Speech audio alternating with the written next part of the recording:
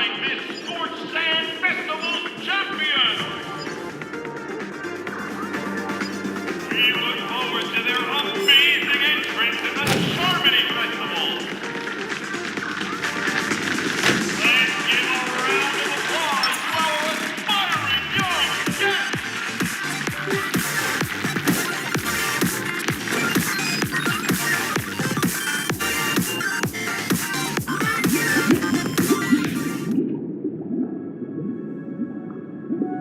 Congratulations to the both of you on becoming the festive superstars of this year's Charmony Festival.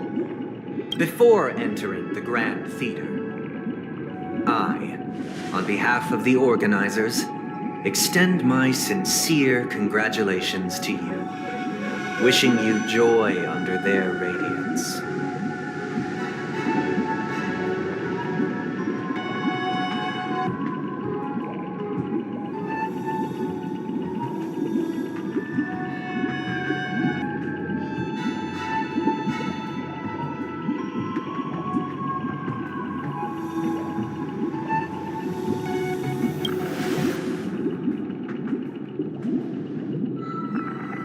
As previously promised, my sister, Mr. Yang, and I have met with the Dream Master.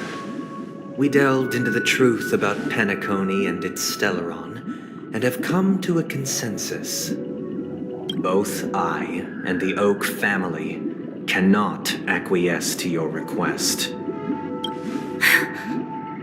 Just as expected. We acknowledge the perspective of you, Nameless.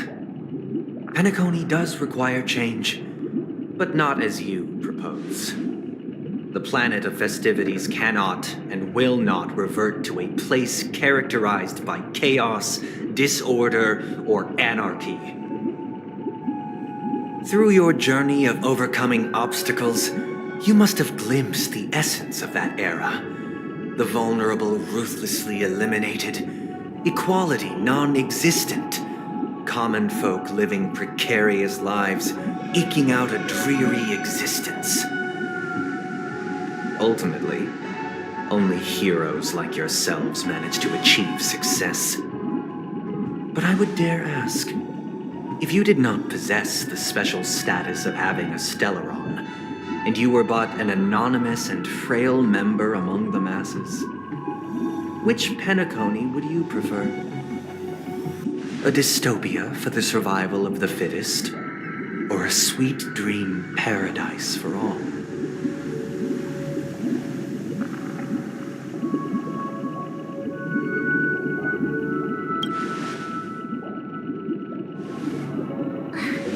That's not the point! Don't let him mislead you!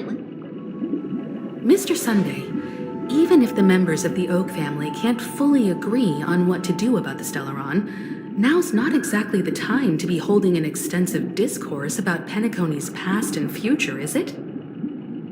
The Stellaron issue concerns the life and death of everyone on Penacony. If anyone has a better suggestion, the crew is more than willing to listen. Also, it'd be best to tell us the ins and outs of that meeting. This way, we'll at least know what Welt and Miss Robin are dealing with, and the reason why they failed to make our appointment.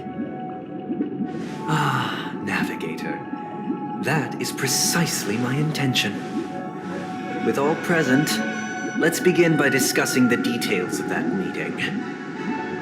Let's talk about our tribulations and choices, our ideals and beliefs, and our final course of action. The only path to take.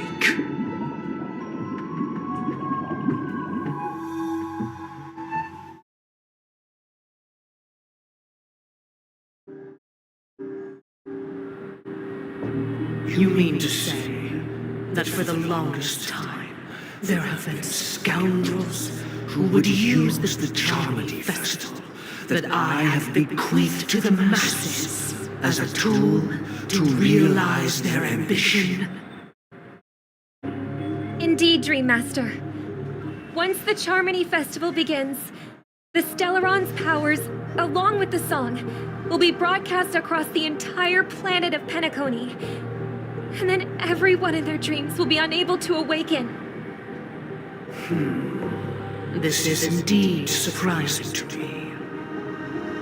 The dreamscape is maintained by the collective effort of the 5 families. If someone were to use the Charmony Festival to recklessly disseminate the power of the Stellaron, this individual must hold a position of great authority. Do you have any suspects?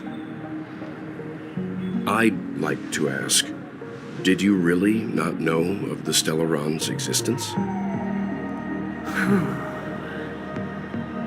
I would have never thought that this nameless would point the spear at me. Quite astonishing indeed. If I have offended, the Astral Express extends its sincere apologies. But the current circumstances are dire and leave no room for meticulous inquiry. We're doing this out of concern for the dreamscape's safety. So, if you could, please alleviate our concerns. Dream Master, it's just to prove that the Charmony Festival has nothing to do with the Stellaron. If we're being overly cautious, I will return to the stage to offer tribute in song, just per the arrangement.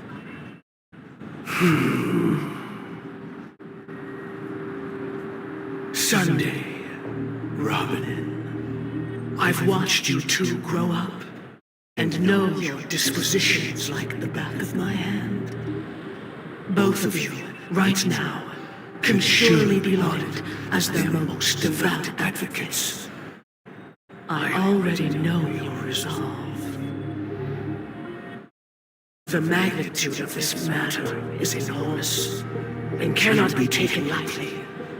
Since Mr. Yang has asked with such earnestness, I will personally respond in kind.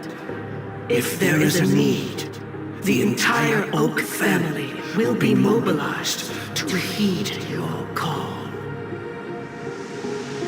Someday, might I ask you to beseech them to cast their light unto me and question me in their stead, so that no lies may be concealed? I will do as you command. Robin, could I entrust you to be present as a witness, to document the truth, and to proclaim my innocence, so that all slander may be utterly dispelled? I will do as you command.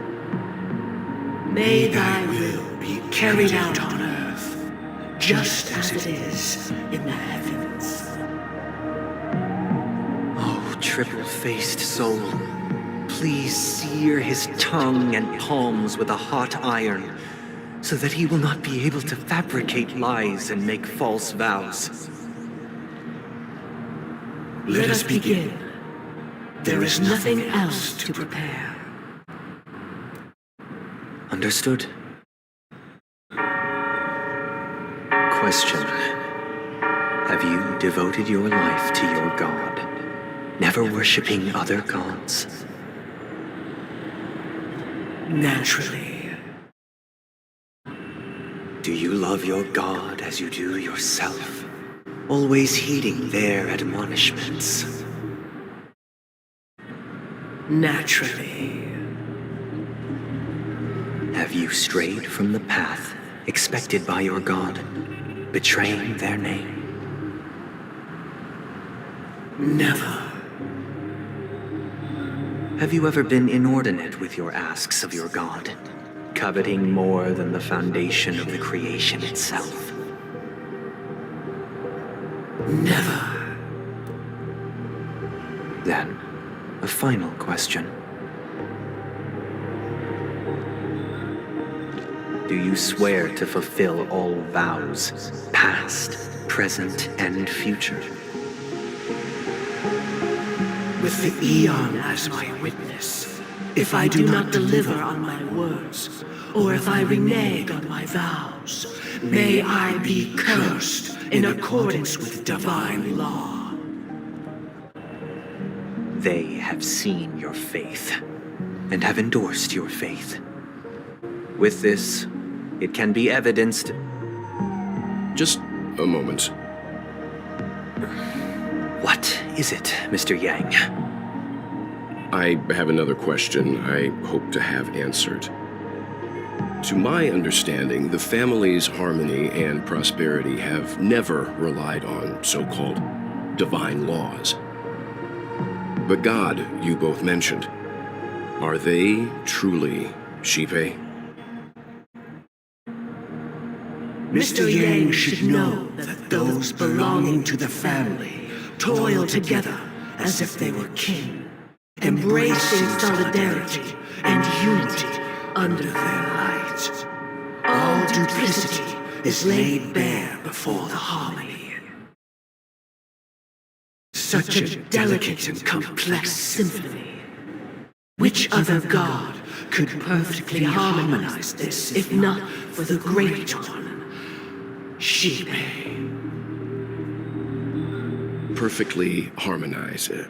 Therein lies the problem. It isn't an outsider lurking in the shadows who changed the harmony, but a dissonance that has surreptitiously emerged from within this very symphony itself. In the distant past, there existed an eon. With one flick of the wrist, they crafted the laws of the cosmos. Their followers formed the Beyond the Sky Choir, spreading solemn and reverent hymns throughout the universe. Later, they fell. The route traversed by this eon clashed with the harmony, ultimately being absorbed and fused into it. The chorus that once reverberated across worlds fell silent, and when it echoed anew, it was transformed into the hymn of harmony. Though an eon may perish, paths with no masters still linger. In the all-forgiving harmony, echoes of bygone dissonance may subtly arise. Mr. Yang, being overly astute can be a detriment, especially when you find yourself alone and without allies. So this is how it is. For the sake of our grand cause someday, please afford these two an opportunity to rest. What?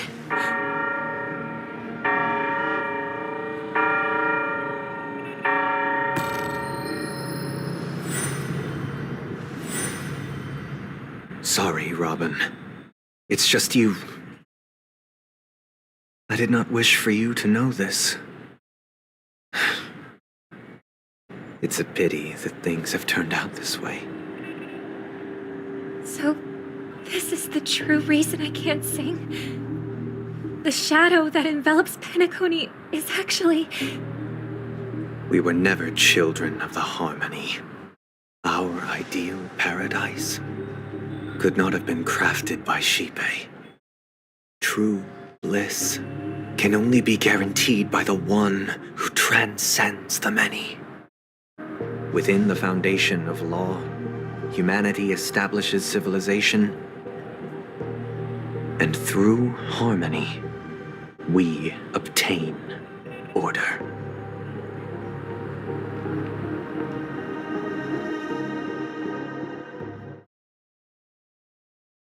Unbelievable. To think that there would be remnants of the Order on Penacony. What have you done with Mr. Yang and Miss Robin? Don't worry. I just gave them some time alone to ponder their fates. You should know that these actions make you an enemy of the Astral Express. Should we need to stand against the Nameless, it would only be myself and the Oak family involved. But we haven't reached that point yet, have we? Your efforts for the justice of Penacony are evident to everyone and have been widely observed.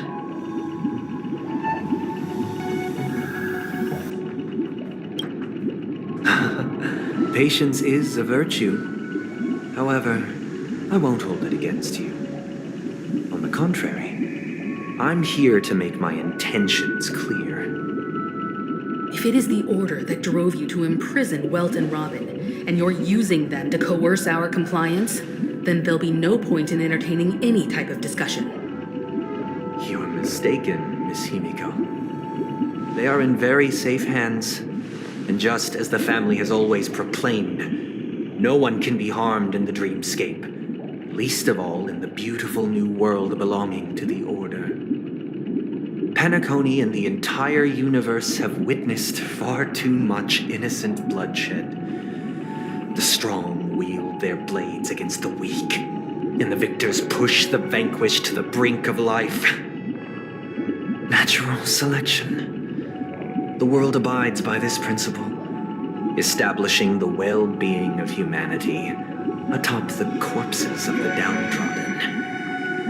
Only we, or rather, I, possess the power to put an end to this farce. So you've decided to resurrect a dead Eon? No one's ever done such a thing. If Miss Himiko is interested, let's draw back the veil and speak candidly. I've always firmly believed that people can understand one another through peaceful means. I'm willing to divulge the unembellished truth as to the intentions of the Order's Pathstriders, so that you will make better judgment for the Astral Express, for Penacony, and for this stretch of the universe. Words can hardly do justice to the beauty of that ideal. So, come with me, everyone. Let us retrace our steps and see once again where this road leads. Huh? Where'd he go? Welcome. This isn't any location in Penacony's dreamscape. It's my inner world. The reason the scenery before you remains unchanged is because your consciousness has drawn on similar concepts to fill in the gaps.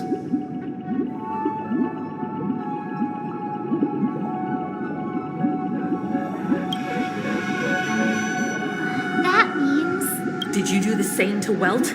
It's a tuning process, stronger in effect and more draining on the mind. The gray-haired guest has experienced it before, so he should understand what it entails.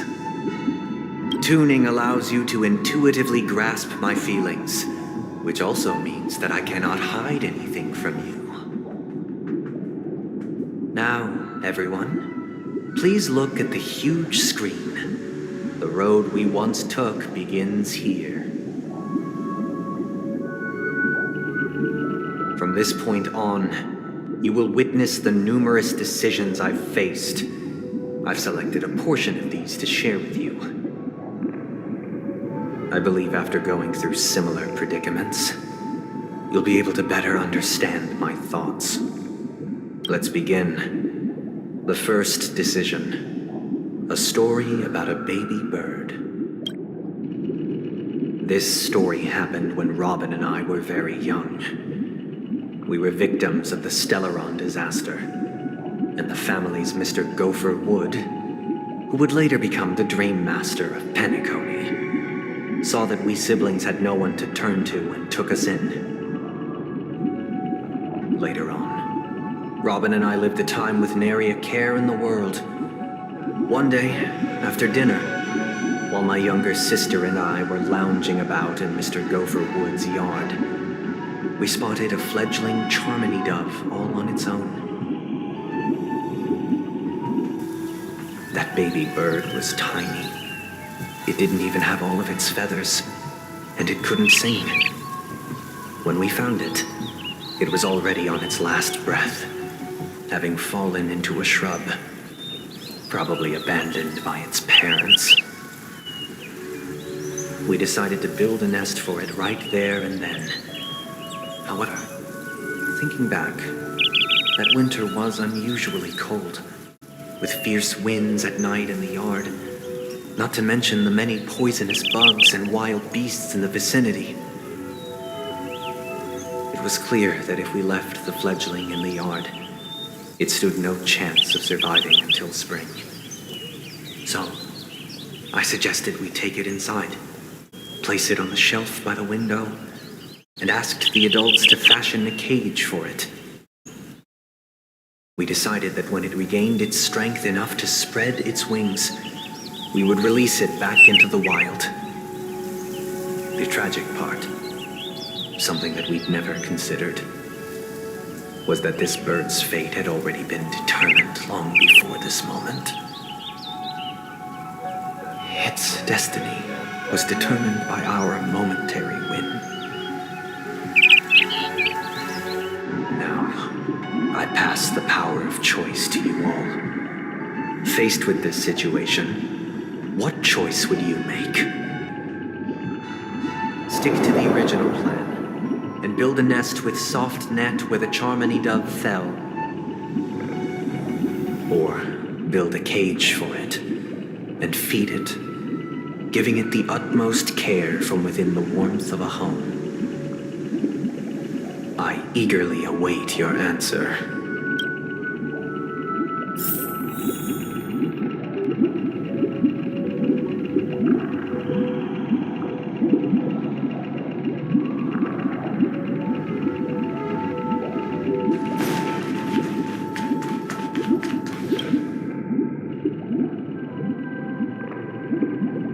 Interesting. Since you've made up your mind, allow me to reveal what fate this choice will bring to the fledgling. From what I've observed, there are at least 3 predators in that yard that prey on small birds. The Vossicle scorpion, Asdana wolverine, and the Huntington winged snake. Even if they shy away from humans, these animals are still near apex predators in a fenced location like a yard. In such a location, only one fate awaits that little Charmony dove.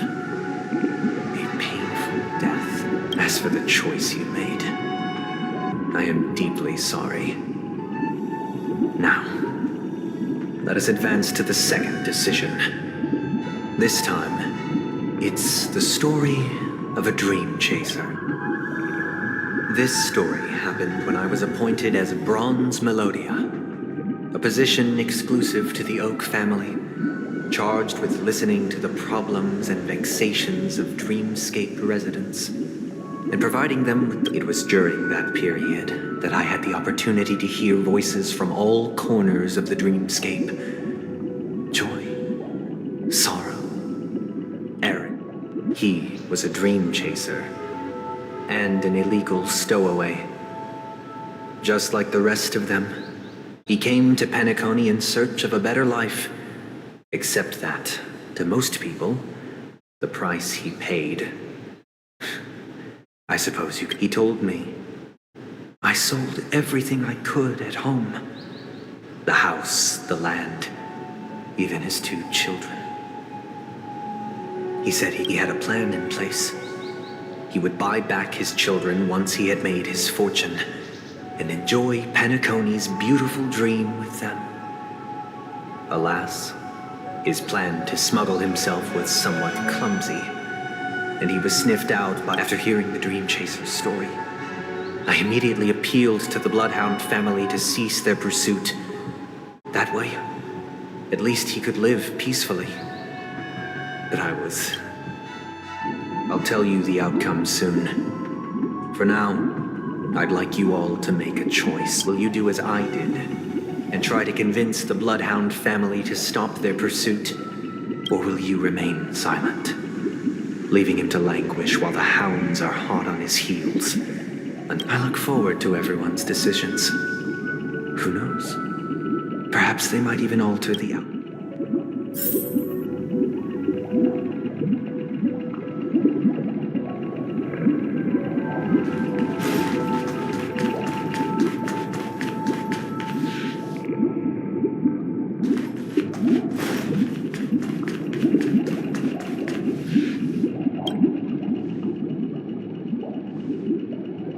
Dream chaser story.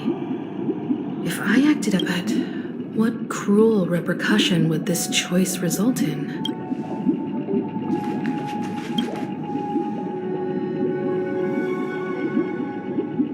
question. Surely it has some connection to the baby bird story. I'd probably choose to ask the bloodhounds to cease their pursuit.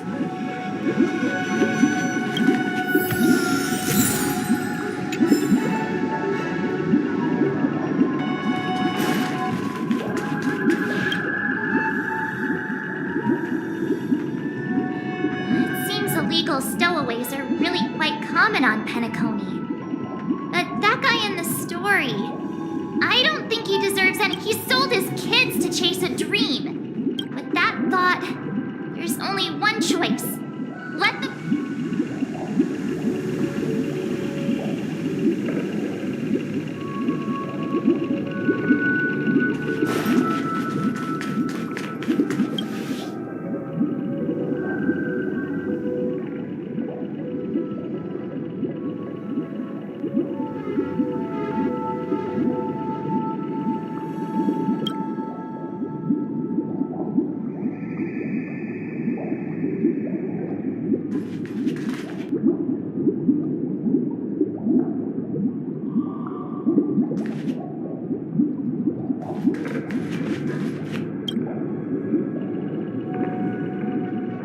It seems you, like me, are pondering whether a different choice could have led to a better outcome. Sadly, say he never gets caught.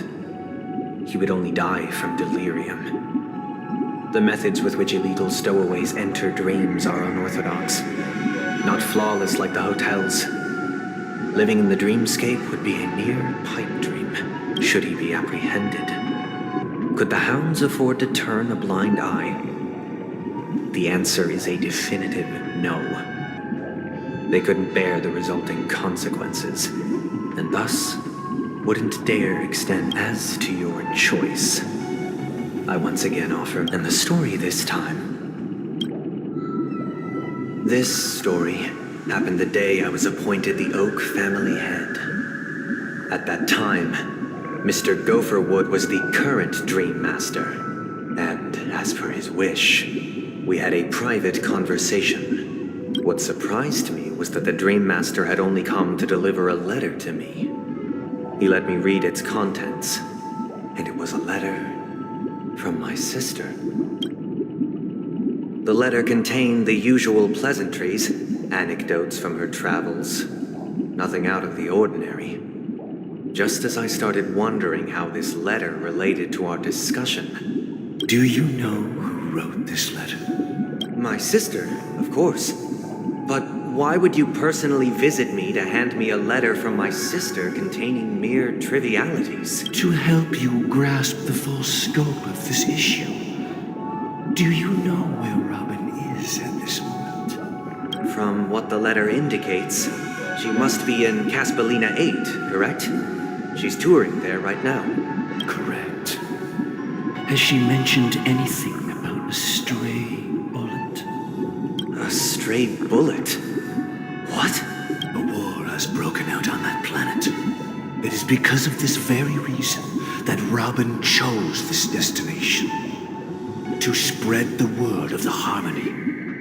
And to save the lives of that planet.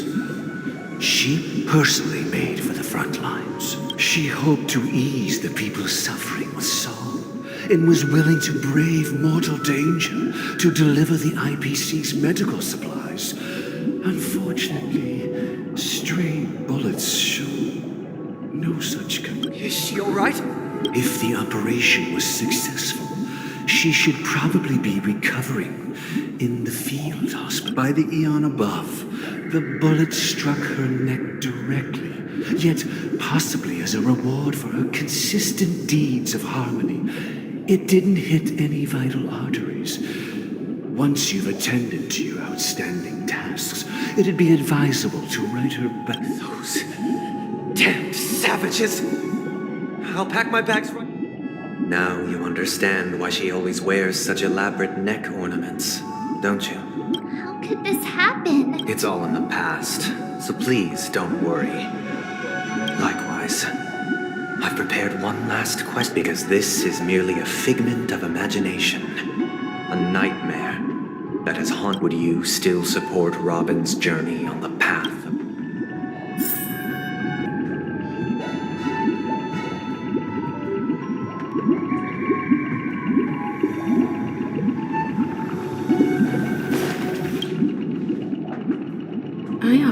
feel like I've dreamt of similar scenes on certain nights. In their confusion and fear. If misters with each trailblaze, dangers and tribulation. Miss Robin's courage is admirable, but the fact that she's also Mr.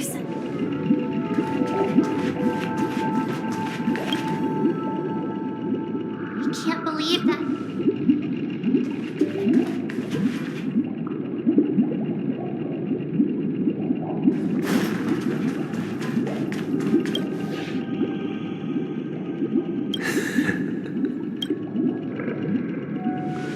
I am now aware of everyone's stances. Raising these questions merely serves to illustrate one point. The plight of Penacony cannot be salvaged by the harmony. The true foundation for a sweet dream paradise can only be established through the order where the strong govern the weak. I know the suffering of being tormented, the turmoil of losing your way, how sorrow and even despair set in when matters don't work out. All of this causes me unending pain, because this is not what happiness is at all. We must teach the weak how to live a happy life. And this life isn't some noble propriety that the upper crust preaches, but in definitive terms, a way of survival that belongs to everyone.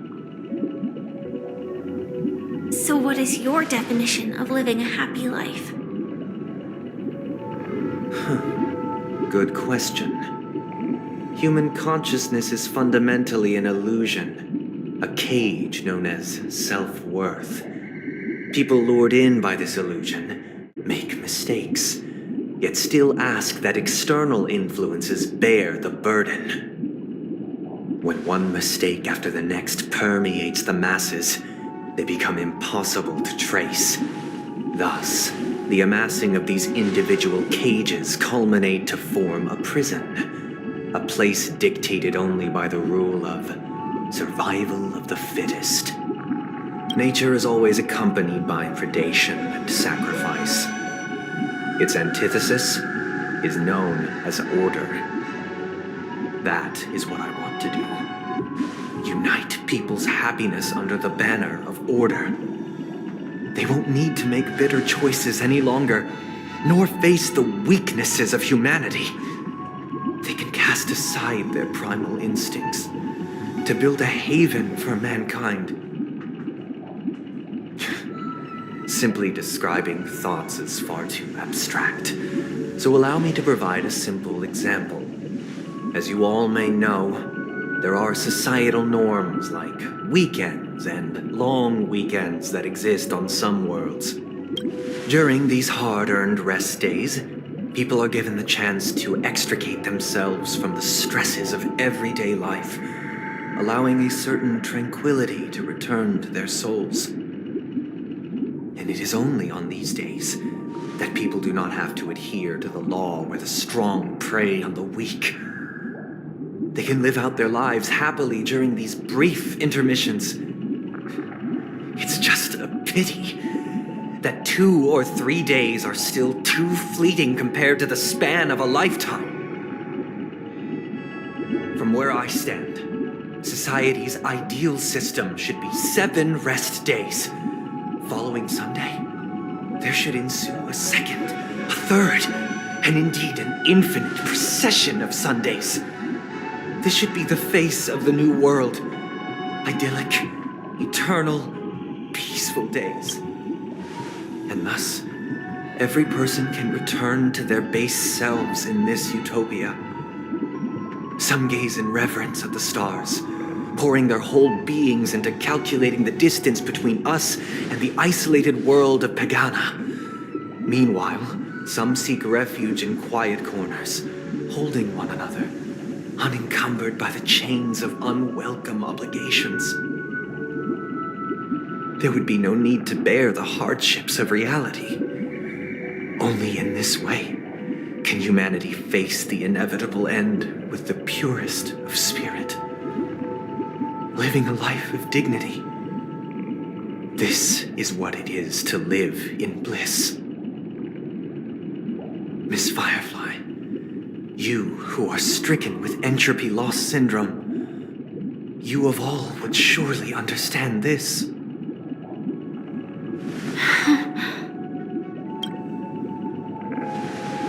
It sounds like a flawless... But what is the price to attain all this?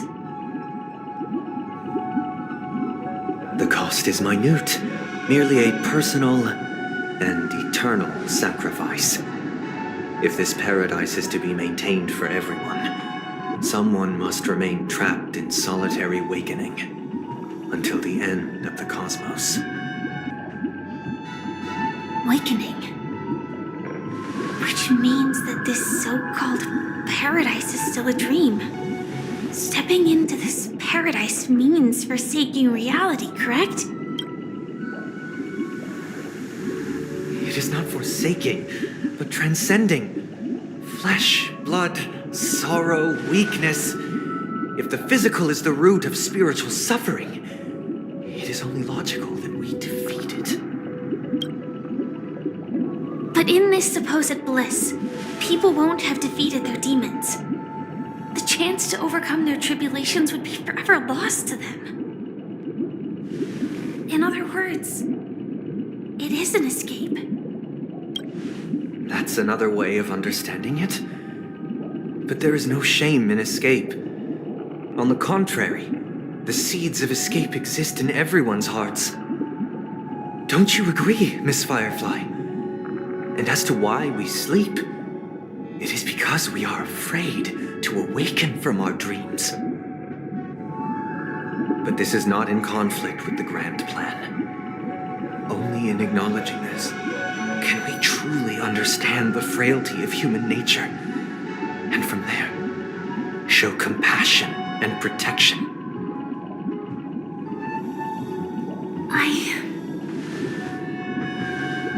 I admit that you are a born leader. Your perspective on humanity brims with pessimism. Yet you express compassion for all, even when your heart pities them. But unlike you, I live for the self. From my perspective, individuals making choices for themselves is their birthright. The want to escape may be innate in the weak. But whether they are weak or not, it is not up to another to decide. Perhaps in your mind, you also view me as weak?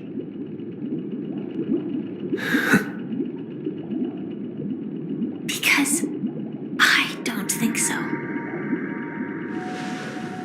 Since Miss Firefly has said her piece, the Astral Express will also naturally give you our answer. We'll leave it to you. Just as Mr. McHale instructed before. Tell him our choice.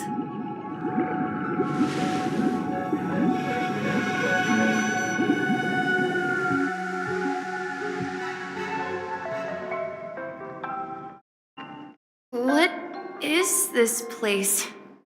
Does this place ring any bells, Misha? I don't know, but I feel a sense of deja vu. What is this place? It's the realm within a dream bubble. This was left to the Astral Express by a nameless, but weirdly, when we entered it, it was completely empty. Dr. Edward from the Dreamscape sales store told me that dreams are formed from memories, and a dream bubble can't take shape if its core is empty. So I thought you might be able to help us in unraveling this mystery, Misha. As a hotel doorman, you know Penacony best among us. I don't know much about dream bubbles, but if you want to figure out what this mansion is, I'll do my best. I'm counting on you then. Himeko, I still don't get it. Why why were you so sure that Misha had a connection with this dream bubble? I wasn't sure. It was just a hunch. But since Misha feels familiar with this place, my hunch might be correct.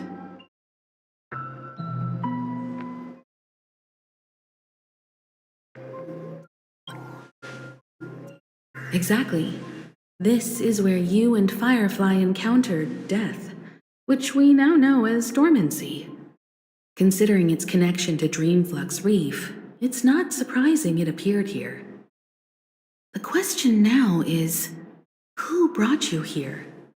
Based on the clues we have so far, it's unlikely to be that masked fool, so identifying them is crucial to us. We're drawing closer to the truth once more. Let's give Misha some time, as I believe he'll unveil the secret of this dream bubble.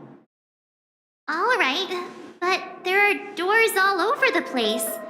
Which one should we choose? Do you have any idea, Misha? I guess... maybe this way?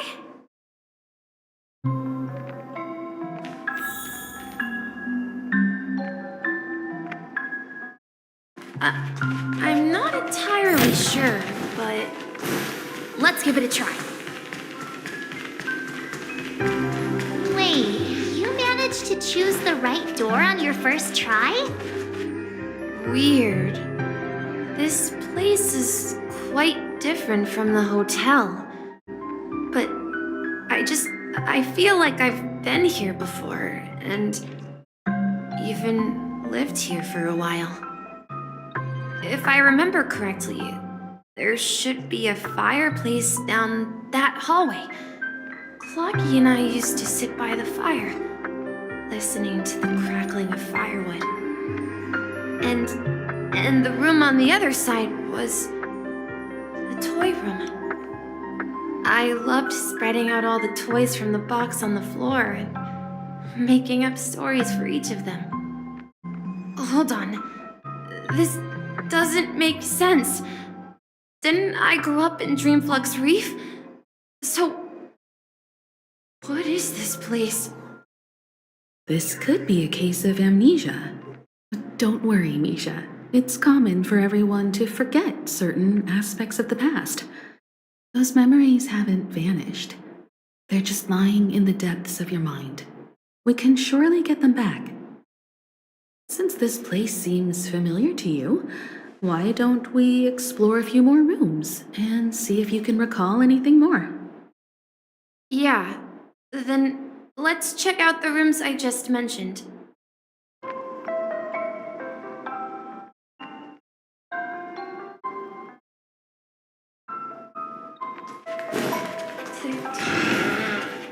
Tick-tock. I heard some noises from the room. Origami Bird? That's a friend of mine. You and Origami Bird are friends? Yeah. It's a member of the Compass crew, just like Clocky and Miss Mirror. And there's more than just one Origami Bird. They are a big family with lots of brothers and sisters who look the same. They follow Miss Mirror's orders and handle all sorts of jobs on the ship. They're the best sailors. Sailors? Can origami birds be sailors? Could you tell us more about the compass, Misha? The Compass is a ship bound for the New World. Clocky and his partners travel through layers of fog to the depths of the sea. Whenever there is danger, Clocky will use a compass and guide the ship in the right direction. That's a great story. But in the Penacony cartoon, Clocky and his partners have always lived in Dreamville and never ventured out, right? Huh? Oh, that does seem to be the case. Weird. I clearly remember Clocky arrived in the New World in the end. Perhaps Clocky has a hidden past. So, where has Clocky gone? Did he leave to protect Dreamville?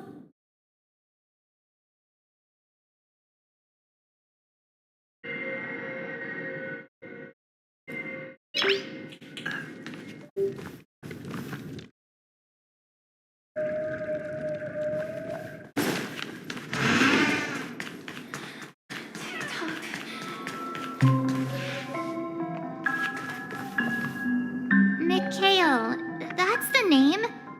Now we all know him as the Watchmaker. So, who is he talking to? I'm sorry. I don't know much about the Watchmaker. But Mikhail... Anything special about that name? Mikhail is Grandpa's name. Grandpa? Do you mean you're the Watchmaker's grandson? But we haven't heard anything about the Watchmaker having descendants. And the name Mikhail is not rare. Perhaps it's merely a coincidence. Could you tell us more about your grandpa, Mikhail? Yeah, sure. He was a seafarer who fearlessly ventured into mysterious seas and storms. He was always on the sea and had lots of friends who accompanied him on his travels. He didn't want me to call him Grandpa because that would make him sound old.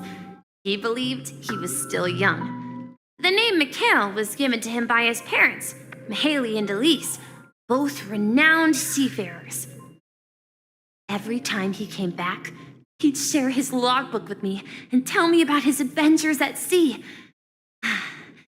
I want to become a great adventurer just like him. It appears that the seafarer has nothing to do with the Watchmaker. So, perhaps it's just a coincidence? So, where is your grandpa now? He went off on a new journey, and it's been quite a while since I last saw him. I think I hear the sound of water. You once mentioned there's a magnificent fountain up ahead.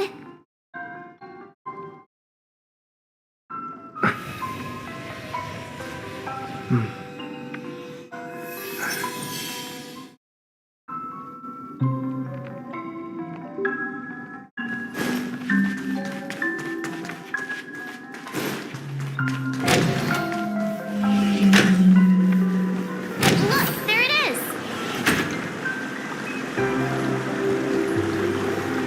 The water resembles a precious jewel embedded in the dreams of all seafarers. Every time I gaze at the shimmering lights beneath the waves, it feels as though I'm back in this place, standing by your side. Have you recalled anything, Misha? Yeah, I saw these sentences in Grandpa's logbook. He used to say that despite the perils of the sea, whenever he stood on the deck in the afternoon, overlooking the sparkling waves, he would think of this fountain in front of his house. He often said that those moments felt like returning to his family's side, and the difficulties at sea didn't seem quite as challenging. You know, I quite understand such sentiments.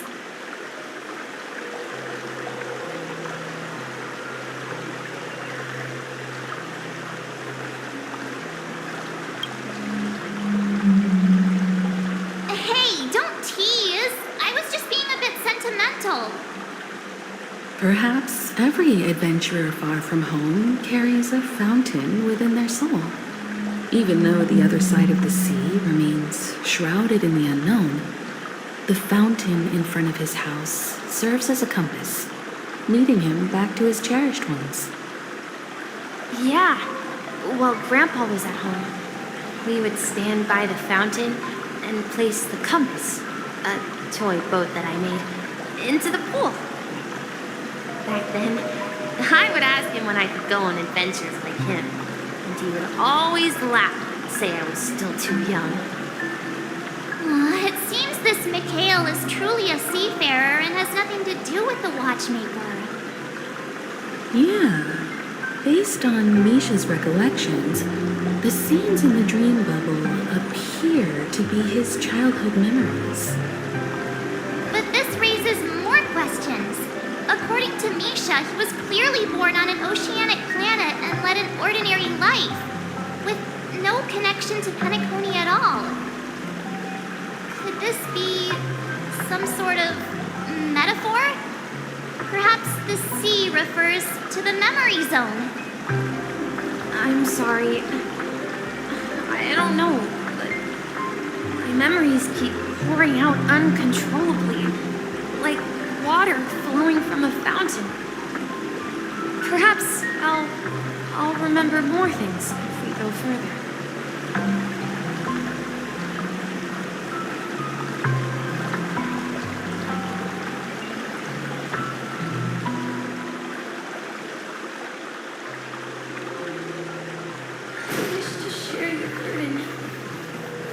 We're going to the opposite side, right? No, we should turn left here. Huh? Something feels different about this place. Up ahead is Grandpa's study. It was in that room when I saw him the last time.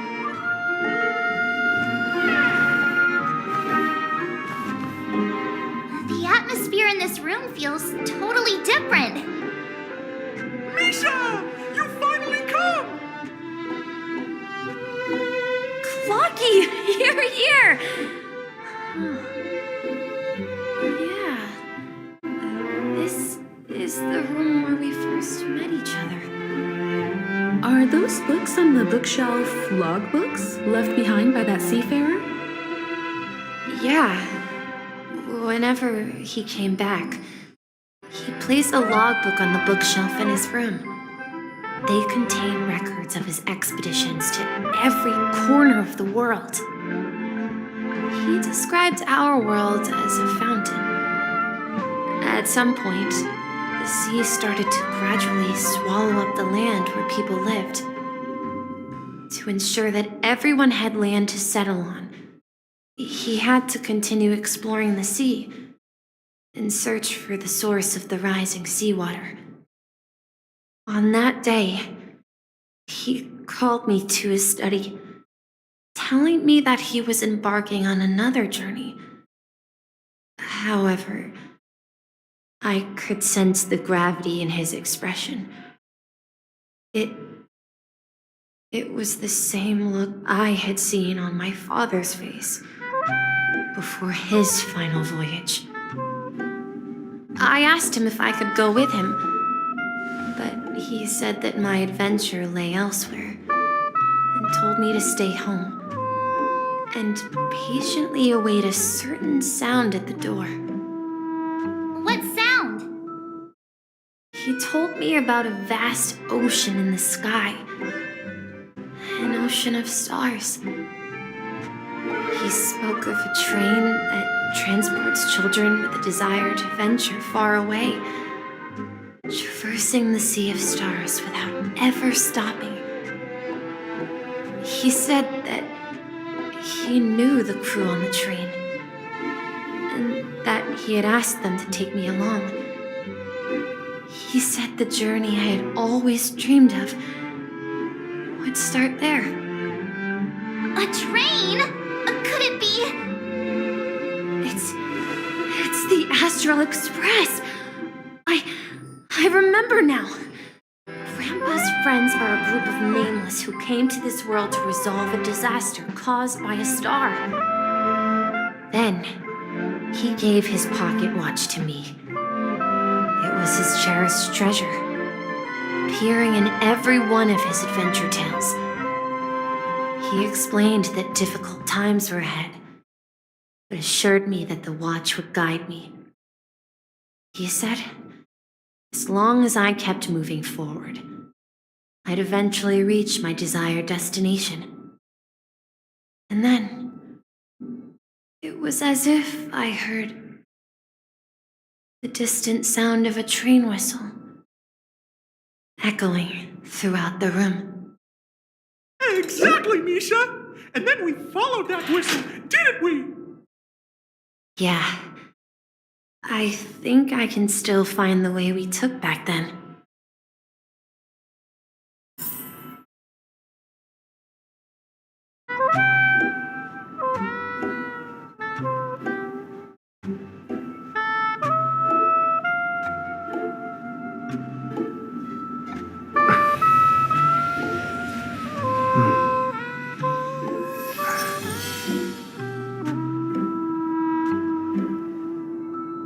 This is the dream jigsaw, right? So we're supposed to find the exit.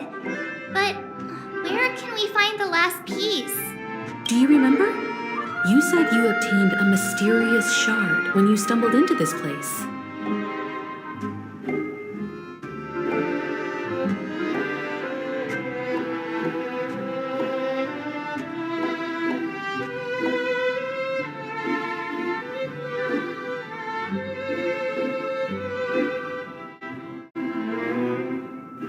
Hey, the shape seems to match. Looks like we're just one step from revealing the truth. Let's get to the other side and investigate.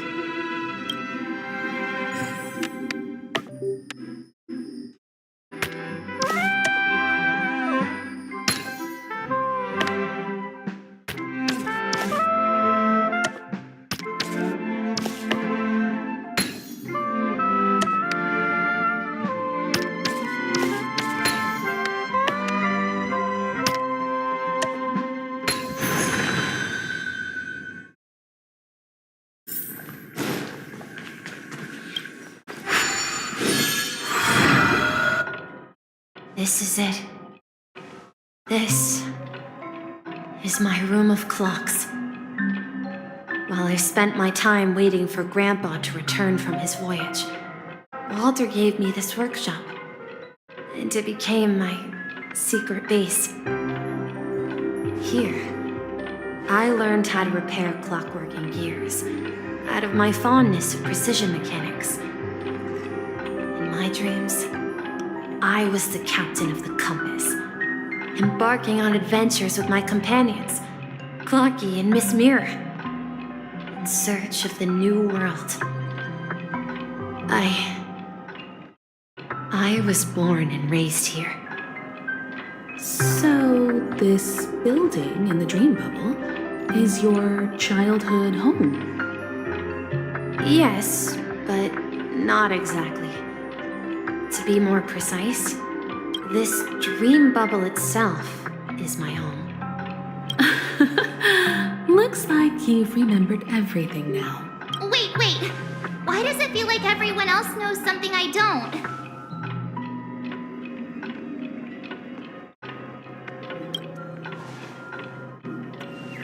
March, do you remember when he mentioned a clocky that only he could see?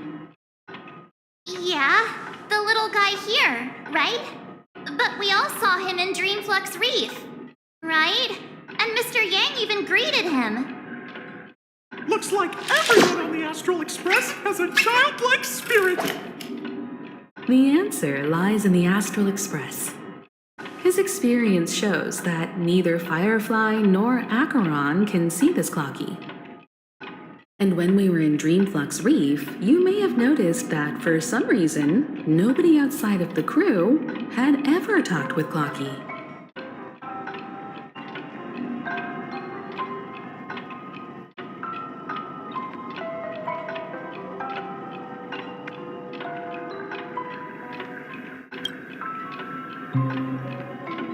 A mimetic life that can only be seen by a select few.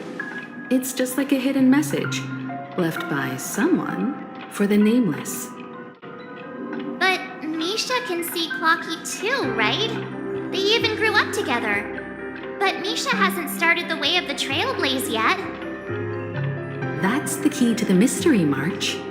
Now take a moment to recall. Have you ever seen anyone outside of the crew interact with Misha? Wait. No way! That's the answer, March 7th. This dream bubble is the place where I was born. And I'm a dweller in this dream, just like a memory zone meme. I should have stayed here and waited for you.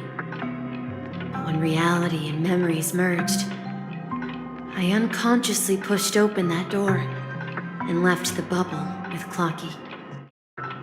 So it's not that the Watchmaker's dream bubble is empty, but rather the stuff inside ran away? And the whistle you heard was the sound of the express arriving at Penacony? That's one way to see it, but I believe there's a longer story behind all this. It's best for Misha himself to explain all the details. How about we start with your name? Now, should we call you Misha, or...? Thank you all for helping me rediscover my true self. Now, please allow me to reintroduce myself. I was born on Lushaka, in the Presmere system, adopted by seafarers Mikhail and Char. They gave me a treasure, a name that carried their hopes. Mikhail Char Legwork, or simply, Misha. If you prefer, you can call me by a more familiar name, the Watchmaker. So, you're the Watchmaker himself? Unfortunately, that legendary figure is no more. I am only a reflection of his life. As for the child who has been with you, he's the innocent protagonist of Misha's childhood dream. A friend of Clocky, a young apprentice, and a future mechanic on the Express. And this also marks the beginning of his journey, devoted to the Trailblaze. At the end of the journey, I left this little flame, which I so cherished, in my deepest dreams, hoping to pass it on to the nameless of future generations. However, he somehow left the dream bubble and forgot all about his task.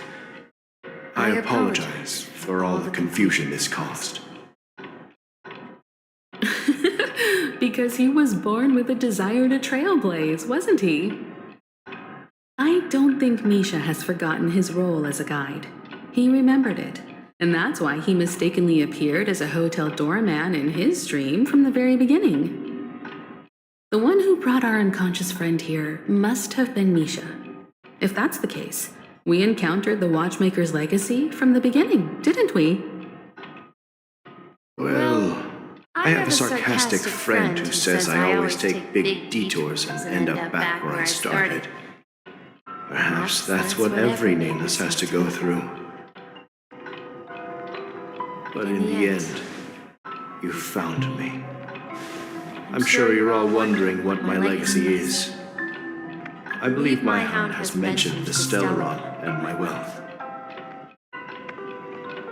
If I may apologize, the Stellaron part is real. As for my wealth, however, it's nothing more than a baseless rumor. I left my homeland as a child and embarked on the journey of Trailblaze. I traveled to various planets until finally reaching Nezdana, where my friends and I built the original Penacony and fought for its future ever since. I've been moving forward all my life, doing what I could to overcome the obstacles in my path. But ultimately, my journey reached its end, and I left behind no possessions worth entrusting. So, if you ask what's left within this worn-out train engine that can be called a legacy, I suppose it's the things that are still burning in the engine's furnace. Now that you're well aware of the current situation of Penacony, I certainly hope that you'll help me get this world back on track. But I'll leave that decision to you, for the path of Trailblaze is never paved by others. All I have for you is a story and 2 gifts. I want to give you my pocket watch. It has accompanied me throughout my long journey, guiding that naive child forward, and has been blessed with the presence of so many great people up to this day. And my hat, too. The one who navigated for me placed it on my head and planted a fanciful thought in my mind. The trailblazing expedition will never end. Now, it's time for you to make your choice. Once you've made up your mind, open that door and enter the long dream of an old man. I'll be waiting for you at the end of this corridor of time. All right, everyone, let's make a decision. Although I don't think anyone will have any objections.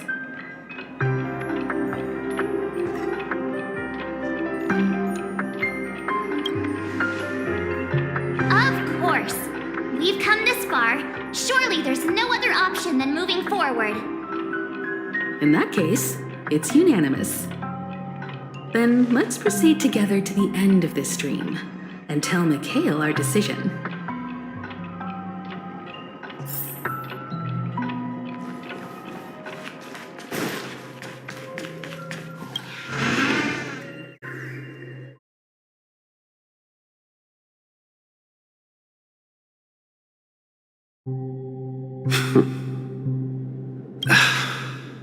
Mikhail, where are you going? Someone has to step up and save Lushaka. So why can't it be me, Misha? Please don't go. And if you must, please take me with you. Don't leave me alone. Even without me, you know how to proceed forward, brave Captain Misha. The compass is waiting for you. Haven't you always wanted to be a better adventurer than me? Now go, board that train and start your journey. Where are you going, Mikhail? I'm going to clean the floor in the parlor car. I've promised the conductor. Wait, first tell me, did you fix this watch? Yeah? I know what it looked like before. Its chain was broken, the back case torn, and the marks on the dial all worn out. How did you manage to fix it? Well, it's hard to explain, but I knew it could be fixed. It's the hands, Mr. Amundsen. Its hands were intact and pointing in the right direction, so I knew there would be a way to fix the rest. I see. You'll work with me from now on. Haven't you always wanted to tinker with this train? You're its mechanic now. As for the conductor, I'll do the talking. But I only know how to fix watches.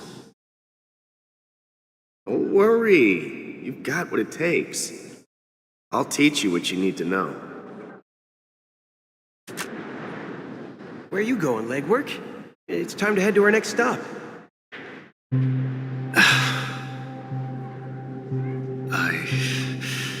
I'm staying in Astana with Rosalina and Tiernan. I see. This place reminds you of home.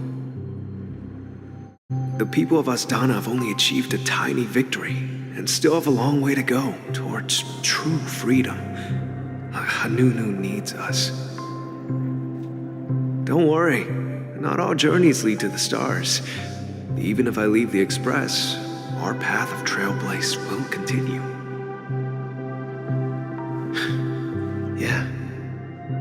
knew you wouldn't stay on the Express forever. Leave in peace, my friend. And, take this with you. This is Mr. Amundsen's hat. But why? When he departed, he said he would leave it to his best student. Well, I suppose the time has come. Farewell, legwork. Take care of Tiernan and Rosalina. And don't forget to write to us.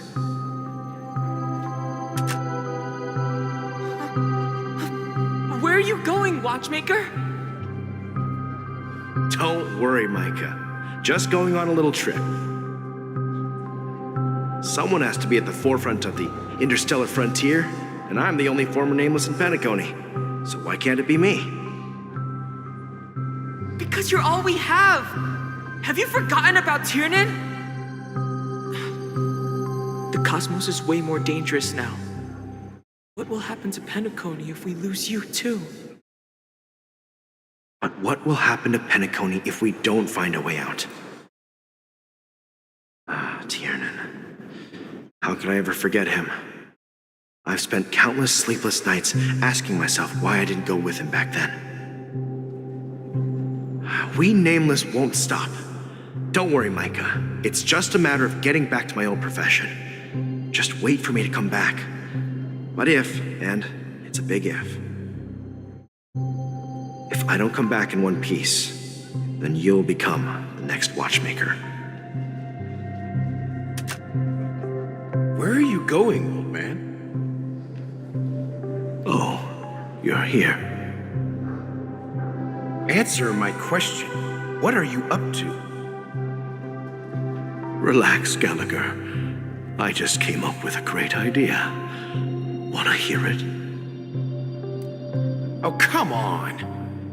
Aren't all your ideas just ways to get yourself killed? I may be blunt here, but you're the last remaining hero in Penacony. If you die too, the secret of the Stellaron will go to the grave with you. Yes, I'm afraid there's no way out in Penacony, so I'll have to consider alternatives beyond Asdana.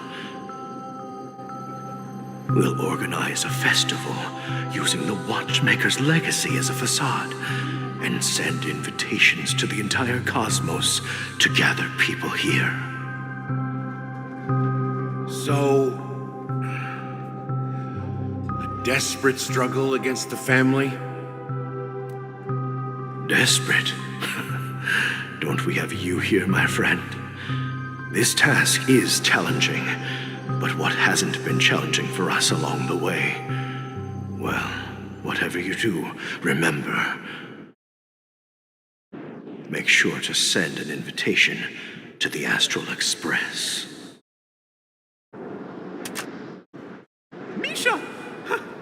Where are you going? Oh, it's you, Clocky. Take me to Dreamflux Reef. Last night, I had a long dream about the day we met. I want to write down that dream. Write it down? Why? Oh, so I won't forget it. Do you remember how you got your name, Clocky? Of course! You told me that when you were a kid, you lived in a room full of clocks. Those wall clocks and pocket watches grew up with you and were your best friends.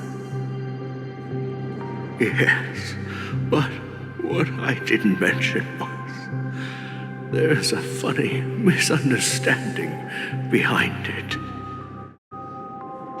I was a kid, and there was always a special pocket watch in my memories.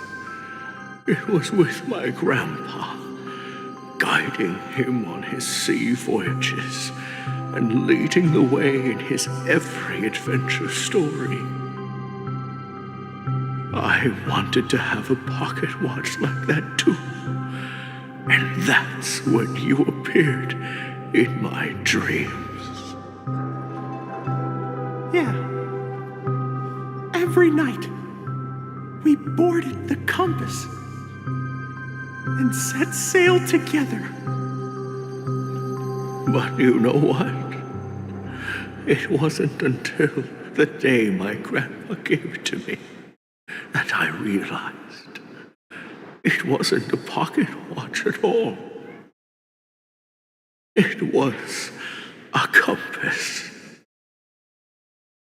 So, your name should have been Compassy. And the Watchmaker is just a nameless.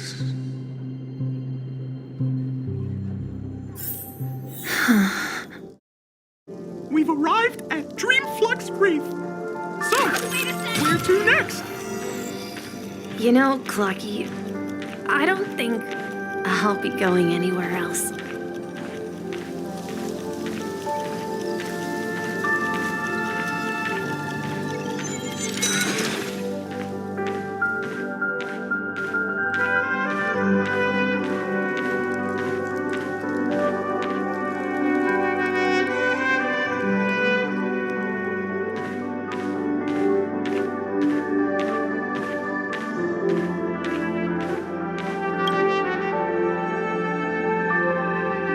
Traveled far enough, and it's time for a little break. Oh. So, we'll set out again when you're rested? No, I'll stay here. And then, this is where it ends. This is where it ends? What do you mean, Misha? You told me that the trailblazing expedition would never end. Yeah, that's what I said. So now, it's up to you to decide your next destination. My next destination? What's that supposed to be? I've been following you. Misha? You're acting weird today. If you're feeling down, we can just do what we usually do. With the clockwork. No, I'm not feeling down. As for clockwork, yeah, it resolves all problems in this dream. So, do you know what clockwork actually is? I'm not quite sure. Well, everyone gets lost at times. They may hesitate and doubt which way to go. That happens in this dreamscape and beyond. But don't worry. Everyone goes through moments of uncertainty and hesitation. Eventually, they gather the courage to make bold decisions. Whether it's calming, joyful, angry, or sad, all they need is a little nudge to take that step toward where they truly belong. I'm leaving that little nudge with you, and I hope you'll share it with others. Such is the essence of clockwork, the will of the trailblaze.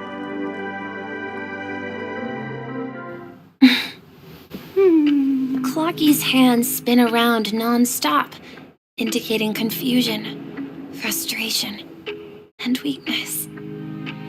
But ultimately, people still need to move forward. Just like your hands, always pointing ahead. This is where my journey ends. From now on, it is your path to walk. Trailblazing means taking paths your predecessors forswore. We and venturing even further. The Penacony in McHale's dreams does not belong to Order.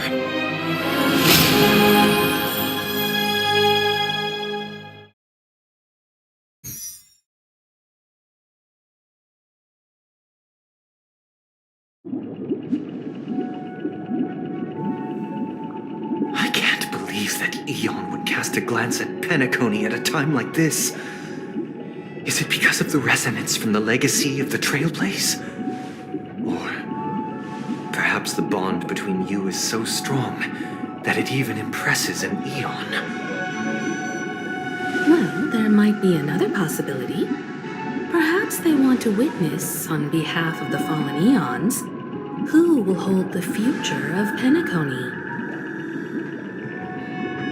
If that's the case, on behalf of the Dream Master of Penacony and the 107,336 members of the Oak family, I'm extending a formal invitation to all of you. I'm cordially inviting you all to the Penacony Grand Theater to participate in the upcoming Charmony Festival. And, of course, you won't be in the audience, but on center stage. Since the future of the Stellaron, Penacony, and even the entire cosmos is at stake, let's draw a conclusion there, in all fairness. If you truly believe in Akavili's path, then show me their courage and determination.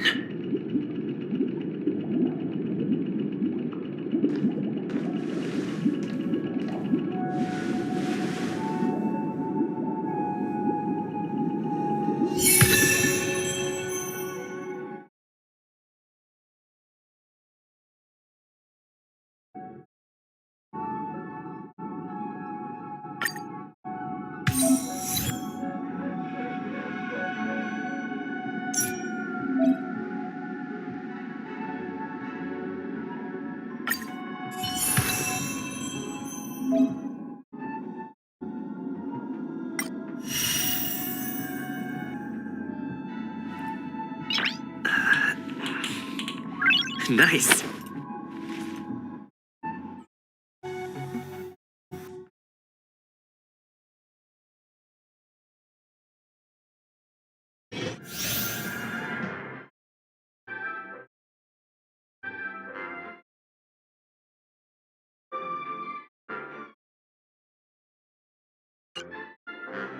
Please stay tuned.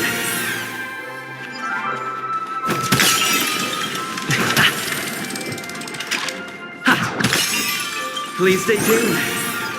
Please stay tuned. We need a strategy.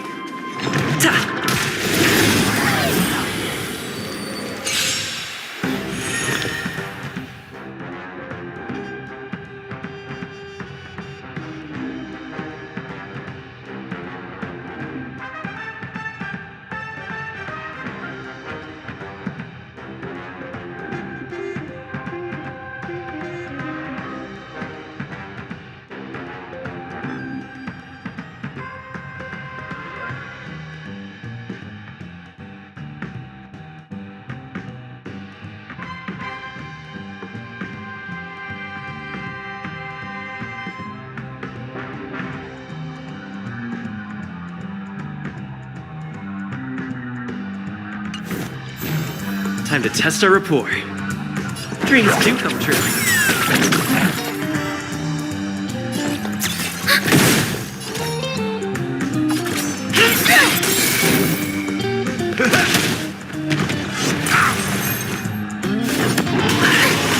Stay in step.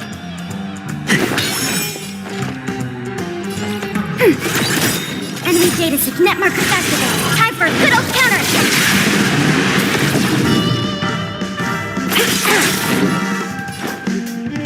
How's this taste? Nice second, my friends. Indulge yourselves!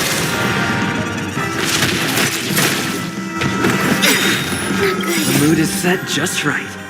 Let the show begin! Take your position. Order of the Execute the Marastruck! Knew I enlisted the Mars truck. Let's improvise. You have the upper hand.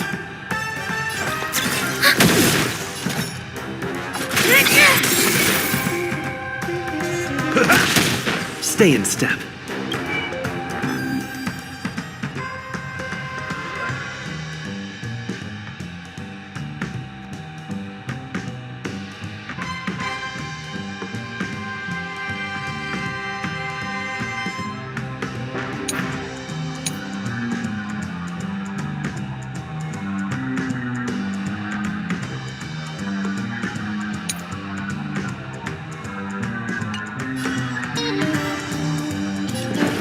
Dreams do come true.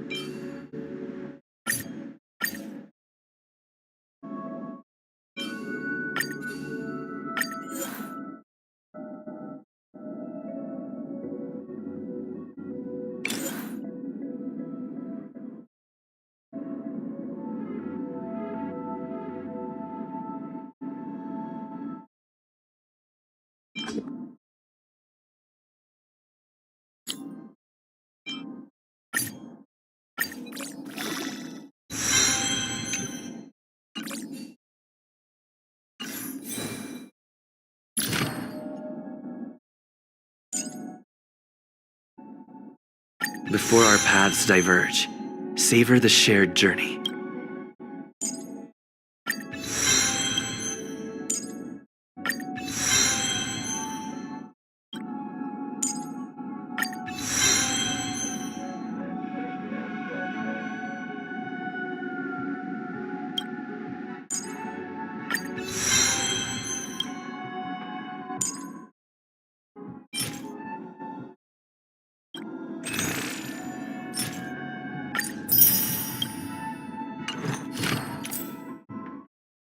Before our paths diverge, savor the shared journey.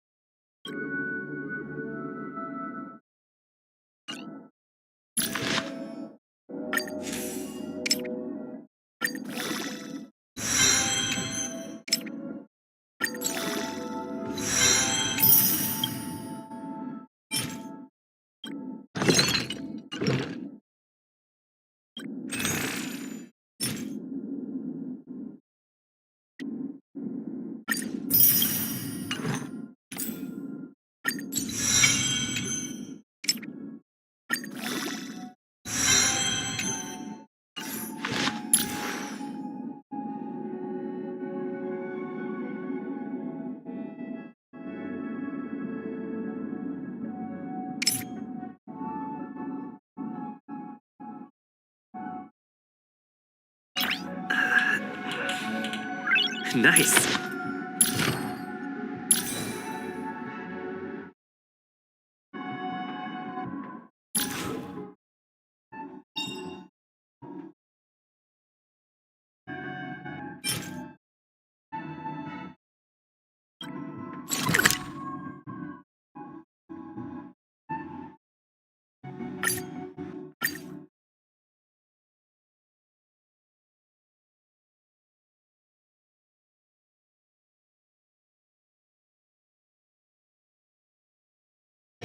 It's getting late. I'll return now.